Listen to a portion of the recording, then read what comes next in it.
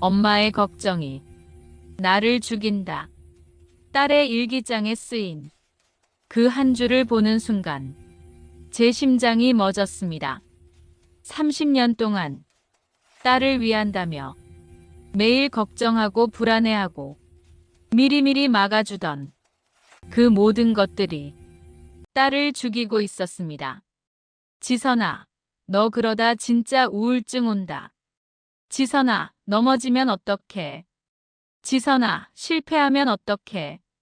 제 입에서 나온 모든 말들이 딸의 날개를 꺾고 있었던 겁니다.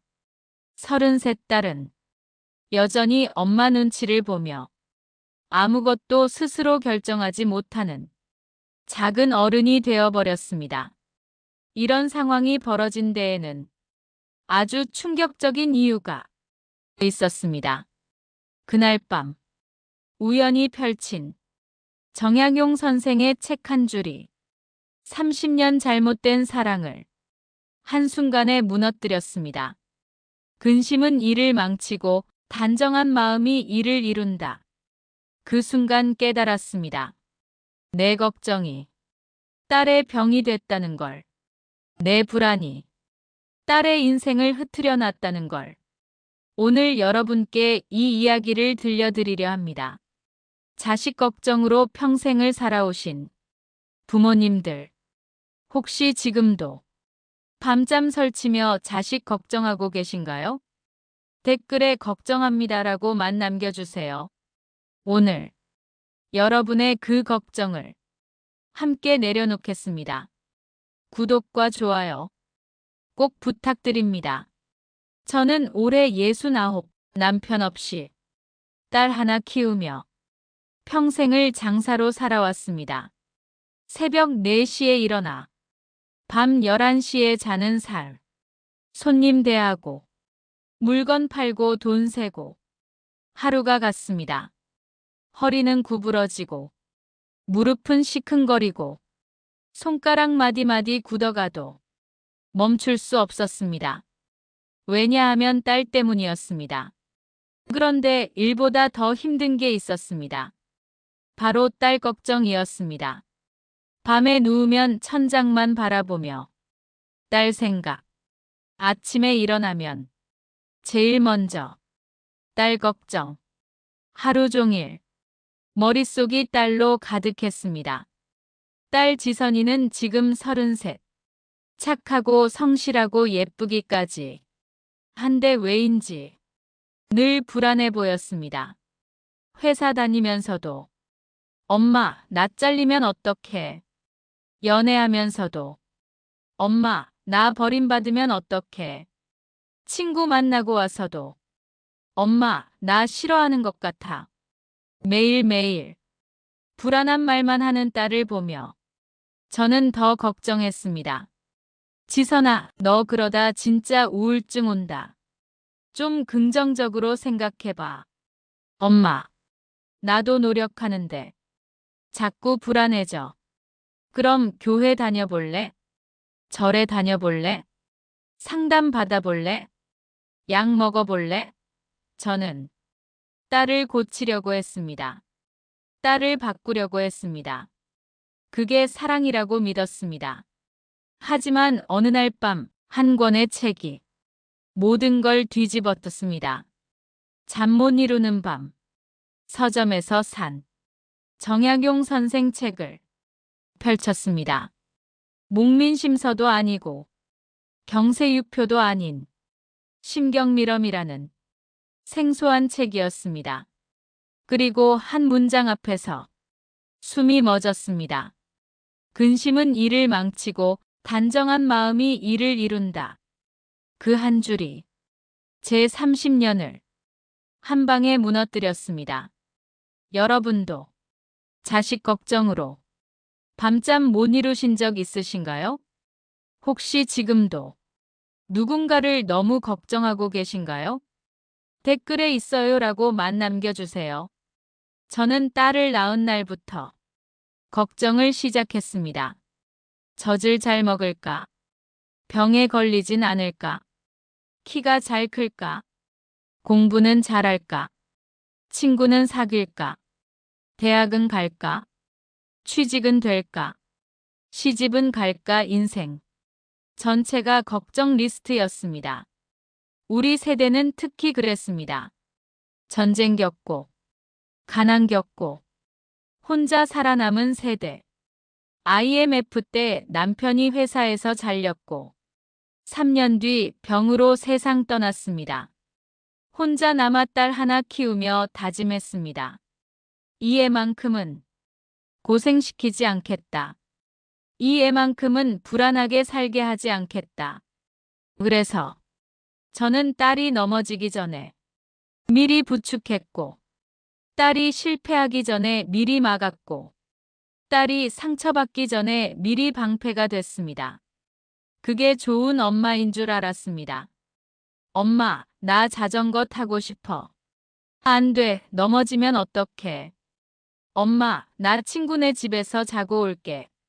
안 돼, 무슨 일 생기면 어떡해. 엄마, 나 동아리 회장 해볼래. 안 돼, 힘들면 어떡해. 엄마, 나 유학 가고 싶어. 안 돼, 혼자 어떻게 살아. 모든 대답이 안 되었습니다. 딸은 점점 작아졌습니다. 목소리가 작아지고, 걸음이 작아지고, 꿈도 작아졌습니다. 초등학교 때는 엄마, 나 대통령 할래. 이러던 아이가 중학교 때는 엄마, 나 선생님 할래. 고등학교 때는 엄마, 나 그냥 대학만 가면 돼. 대학 때는 엄마, 나 그냥 취직만 되면 돼. 30이 넘어서는 엄마, 나 그냥 회사만 다니면 돼. 꿈이 점점 사라졌습니다. 그리고 30이 넘어서도 여전히 엄마 눈치를 보는 작은 어른이 되어버렸습니다. 정약용 선생은 아들에게 이렇게 쓰셨습니다. 자식을 기르되 그 마음을 기르지 못하면 짐승을 기르는 것과 다를 바 없다. 저는 딸의 몸만 키우고 딸의 마음은 짓밟아왔던 겁니다. 혹시 여러분도 자식을 위한다며 자식의 길을 막아본 적 있으신가요? 댓글에 공감이라고 남겨주세요. 오늘 이 이야기가 조금이라도 위로가 되길 바랍니다. 어느 토요일 아침 딸이 출근하고 난 뒤 빨래를 하러 딸 방에 들어갔습니다. 침대 옆 책상에 펼쳐진 일기장 하나. 평소엔 절대 보지 않는데 그날따라 눈이 갔습니다. 무심코 본 한 줄. 엄마의 걱정이 나를 죽인다. 심장이 철렁했습니다. 손이 떨렸습니다. 그리고 그 페이지 전체를 읽었습니다. 엄마는 내가 아무것도 못할 거라고 생각하는 것 같아. 나도 모르게 엄마 걱정하는 표정을 보면 진짜 나는 안 되는 사람이구나 싶어져. 엄마가 날 사랑해서 그러는 거 아는데 그 사랑이 너무 무겁고 숨이 막혀. 회사에서 프레젠테이션 앞두면 엄마 목소리가 들려. 너 그거 잘할 수 있겠어? 실수하면 어떡해? 남자친구랑 싸우면 엄마 목소리가 들려. 그 사람 널 진짜 사랑하긴 해. 버림받으면 어떡해? 친구들이랑 있어도 엄마 목소리가 들려. 내가 왕따 당하는 건 아니지. 엄마 목소리가 내 머릿속에 항상 있어. 그래서 나는 항상 불안해. 저는 그 자리에서 주저앉았습니다. 손이 떨렸습니다. 눈물이 쏟아졌습니다. 나는 딸을 응원한 게 아니라 딸을 약하게 만든 것이었습니다. 나는 딸을 사랑한 게 아니라 딸을 짓눌러 온 것이었습니다. 내가 뭘 한 거지? 내가 딸을 이렇게 만든 거야.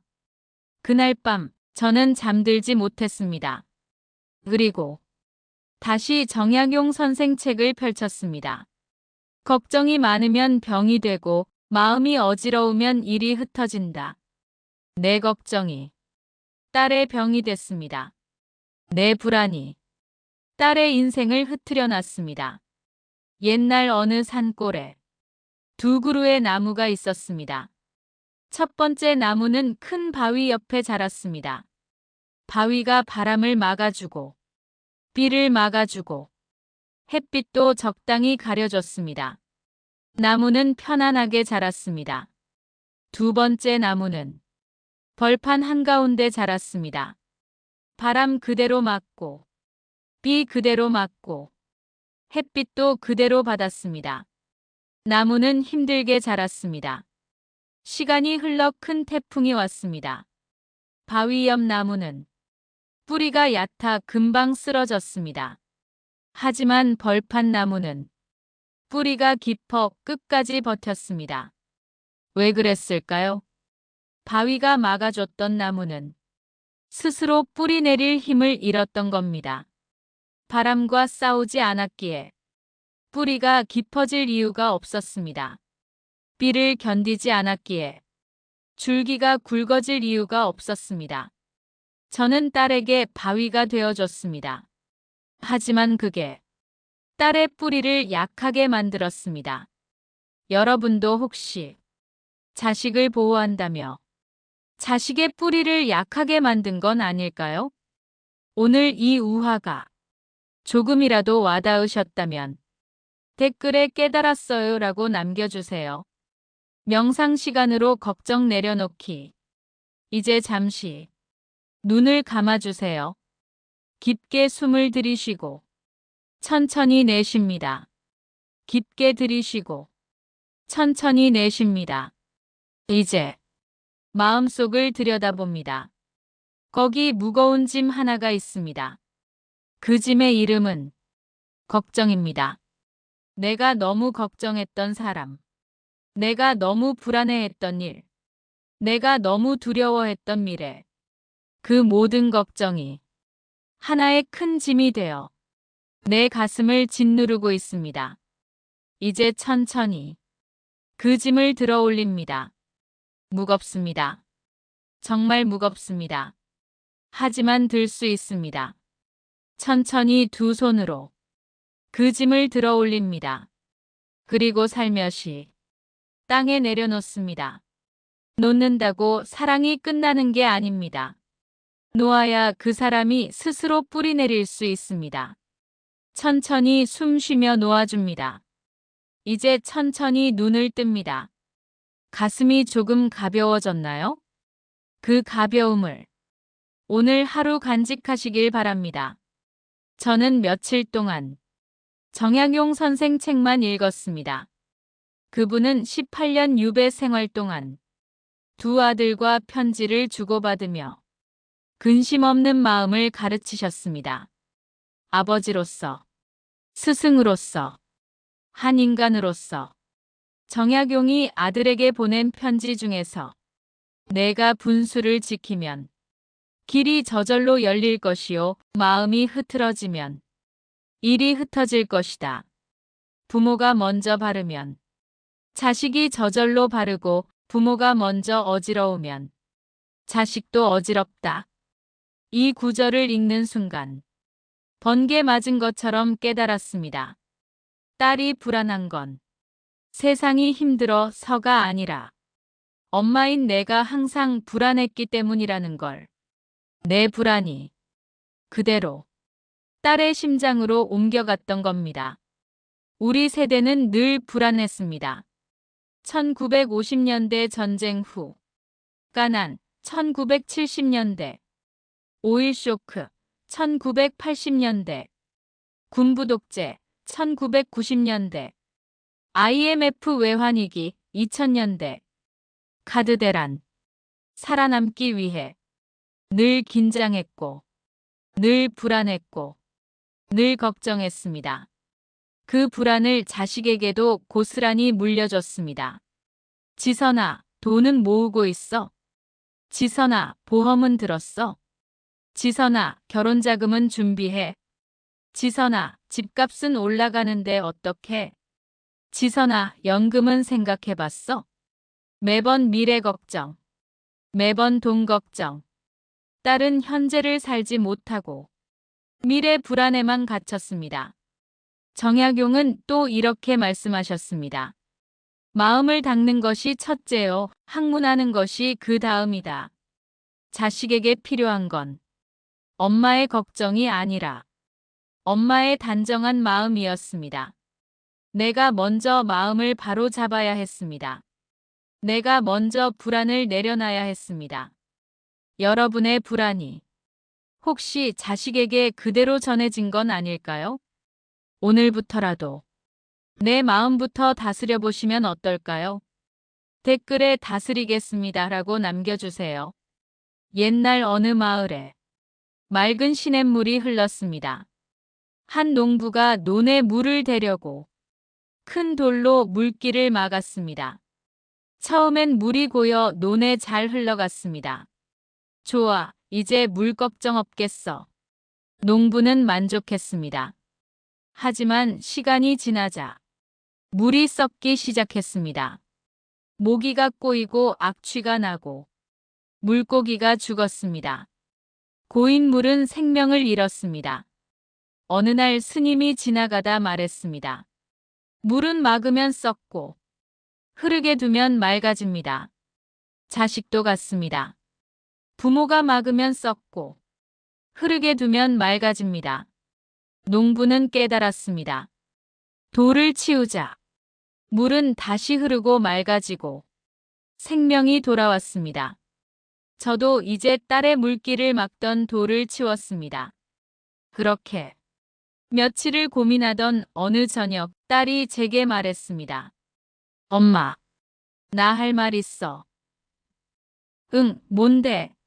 나 회사 그만두고 여행 작가 공부해 보려고 해. 그 순간 제 입이 저절로 열렸습니다. 평소 같으면 이렇게 말했을 겁니다. 미쳤어? 30 넘어서 직장 그만두고 여행 작가가 밥 먹여줘? 그거 취미지 직업이 아니잖아. 세상이 얼마나 무서운데. 나이 먹으면 취직도 안 돼. 엄마 말 안 들으면 후회해. 하지만 그 순간 정약용 선생 말씀이 번개처럼 스쳤습니다. 근심은 일을 망친다. 저는 평생 처음으로 걱정을 삼켰었습니다. 목구멍까지 올라온 그 걱정을 꿀꺽 삼켰습니다. 그리고 천천히 말했습니다. 지선아, 내 마음이 단정해지는 길로 가라. 엄마는 널 믿는다. 딸은 그 자리에서 울었습니다. 엄마, 이게 엄마 목소리 맞아? 진짜? 농담 아니지? 저도 울었습니다. 그래, 엄마가 잘못했어. 엄마 불안을 내게 떠넘겼어. 이제 엄마가 바뀔게. 딸이 물었습니다. 엄마, 진짜 괜찮아? 걱정 안 돼? 저는 솔직하게 답했습니다. 걱정되지. 엄마도 사람인데. 근데 엄마 걱정이 내 인생을 막아선 안 된다는 걸 이제 알았어. 엄마는 내 뒤에서 조용히 응원만 하마. 여러분도 자식의 물길을 막고 있진 않나요? 오늘 그 돌을 치워보시면 어떨까요? 댓글에 돌을 치우겠습니다 라고 남겨주세요. 마음을 바꾸자 딸이 변했다. 그날 이후 저는 딸에게 걱정을 줄이고 질문을 늘렸습니다. 지선아, 회사 일 괜찮아? 힘들진 않아? 지금, 요즘 내 마음은 편하니? 예전, 지선아, 그 사람이랑 잘 되겠어? 조심해. 지금, 내가 하고 싶은 건 뭐니? 예전, 지선아, 돈 모으고 있어? 미래 준비해야지. 지금, 엄마가 도와줄 건 없어? 예전, 지선아, 왜 그렇게 힘없어 보여? 지금, 너 요즘 표정 좋다. 딸의 얼굴이 조금씩 밝아졌습니다. 눈빛이 살아나고, 목소리가 커지고, 걸음이 가벼워졌습니다. 정약용의 자녀교육 철학. 정약용은 심경밀엄에서 이렇게 말씀하셨습니다. 고요한 마음에서 바른 생각이 나온다. 부처님은 고요함을 말했고 정약용 선생은 단정함을 말했습니다. 결국 부모의 마음이 자식 마음의 기둥이었습니다. 실천일지. 저는 매일 일기를 쓰기 시작했습니다. 오늘 딸에게 걱정 말 안 하기 성공. 입이 근질근질했지만 참았다.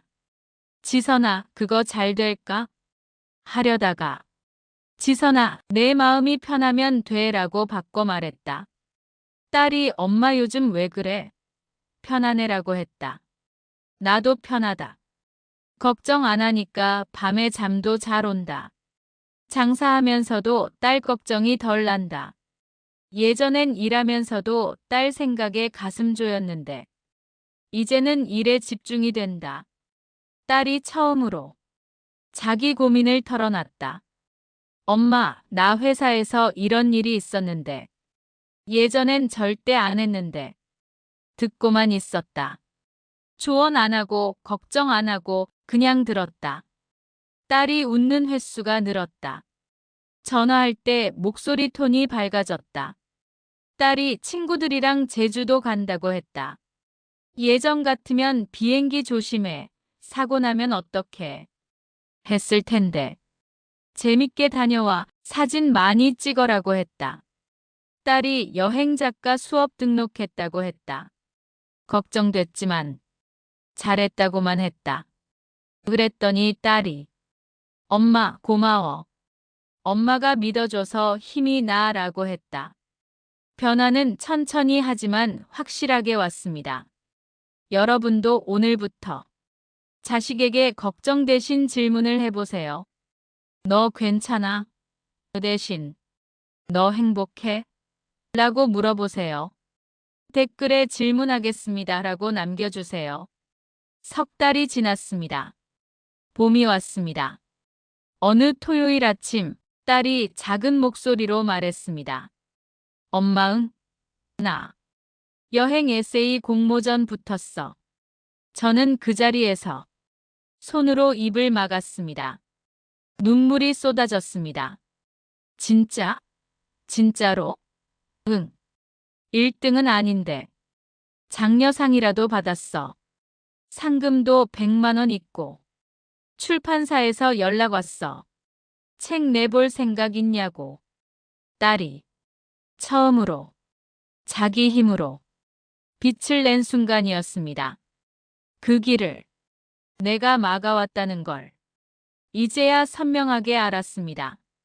옛날 한 노인이 예쁜 새 한 마리를 새장에 키웠습니다. 새는 노래도 잘하고 깃털도 곱고 노인을 잘 따랐습니다. 노인은 새를 너무 사랑했습니다. 새가 상처받을까봐, 새가 길을 잃을까봐, 새가 나쁜 새를 만날까봐 새장 밖으로 절대 내보내지 않았습니다. 세월이 흘러 노인이 늙었습니다. 어느 날 손자가 놀러와서 물었습니다. 할아버지, 새장 문 한번 열어볼까요? 안 돼. 저 새는 밖에서 못 살아. 새장이 저 새한테는 세상 전부야. 하지만 손자는 몰래 문을 열었습니다. 새는 처음엔 두려워하며 나오지 않았습니다.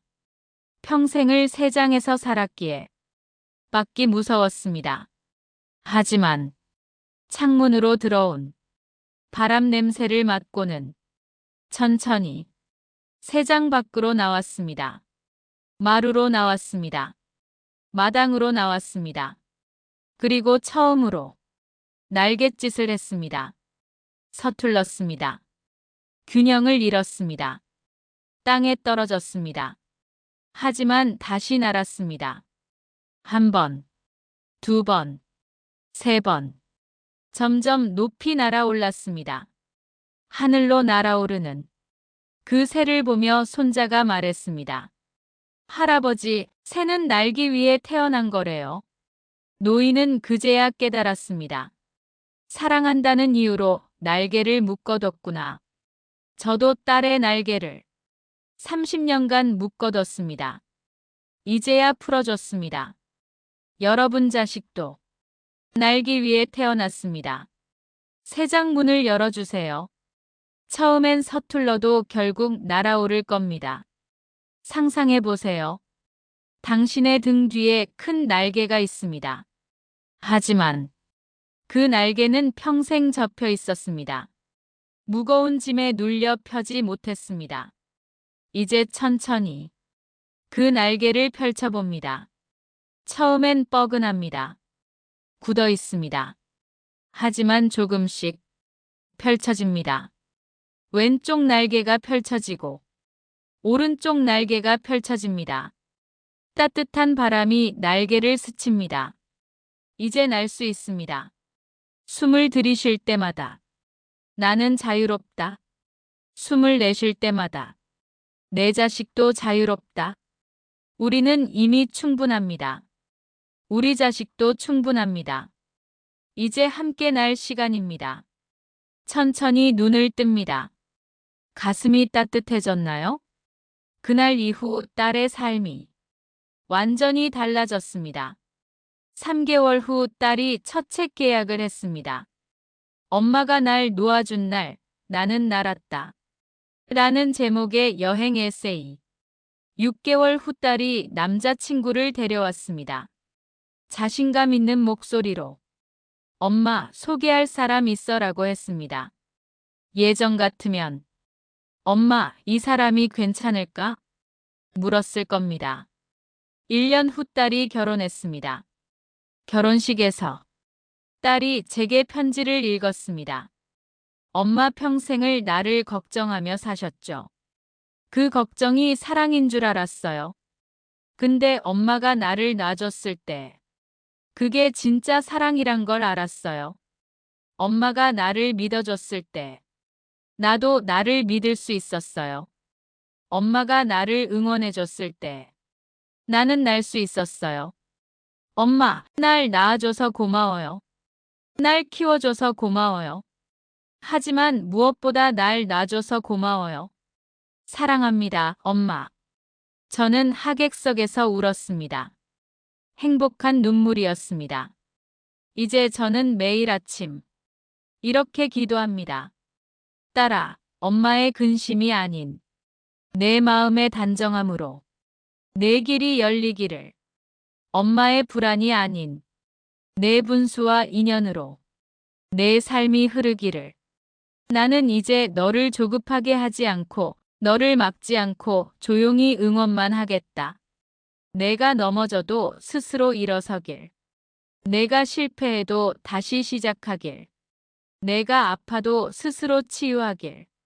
엄마는 내 뒤에서 조용히 기도만 하마. 내가 내 인생이 진짜 주인이 되길. 내가 내 하늘을 자유롭게 날길. 엄마는 그저 내가 행복하길 축원한다. 딸은 주말마다 여행을 다닙니다. 글을 쓰고 사진을 찍고 사람들을 만납니다. 얼굴이 밝아졌습니다. 목소리가 커졌습니다. 눈빛이 살아났습니다. 꿈이 생겼습니다. 그리고 요즘은 제게 이런 말을 자주 합니다. 엄마, 엄마 요즘 너무 예쁘셔. 엄마가 더 행복해 보여. 엄마 얼굴이 편안해졌어. 맞습니다. 딸을 놓아주고 저도 자유로워졌습니다. 30년 걱정의 무게를 내려놓고 저도 가벼워졌습니다. 딸의 인생을 딸에게 돌려주고 저도 제 인생을 되찾았습니다. 정약용 선생은 심경미럼 마지막 장에 이렇게 쓰셨습니다. 부모가 먼저 마음을 단정히 하면 자식의 길도 단정해진다. 부모가 먼저 고요하면 자식의 마음도 고요해진다. 이제 저는 압니다. 자식을 키우는 건 자식을 바꾸는 게 아니라 나를 바꾸는 것이라는 걸. 자식을 사랑하는 건 자식을 잡는 게 아니라 자식을 놓아주는 것이라는 걸. 자식을 응원하는 건 자식 앞에 서는 게 아니라 자식 뒤에 서는 것이라는 걸. 오늘 이 이야기가 자식 걱정에 지친 모든 부모님들께 작은 위로가 되었길 바랍니다. 댓글에 소감 한 줄만 남겨주세요. 여러분의 한 줄이 저에게 큰 힘이 됩니다. 여러분, 오늘 정약용 선생의 지혜를 함께 나눴습니다. 근심은 일을 망치고 단정한 마음이 일을 이룬다. 이 한 문장이 여러분의 삶고 여러분 자식의 삶고 바꿀 수 있기를 바랍니다. 오늘 밤부터 자식 걱정으로 잠 못 이루지 않기를, 내일부터 자식의 길을 막지 않고 조용히 응원하기를, 앞으로 내 마음부터 단정하게 다스려 우리 자식도 저절로 단정한 길을 걷기를, 여러분과 여러분의 자녀들이 각자의 길에서 빛나기를, 여러분의 마음에 평화가 깃들기를, 여러분의 가정에 따뜻한 봄이 오기를 진심으로 축원합니다. 댓글로 소감을 나눠주세요. 여러분의 이야기가 듣고 싶습니다. 구독과 좋아요는 큰 힘이 됩니다. 고맙습니다.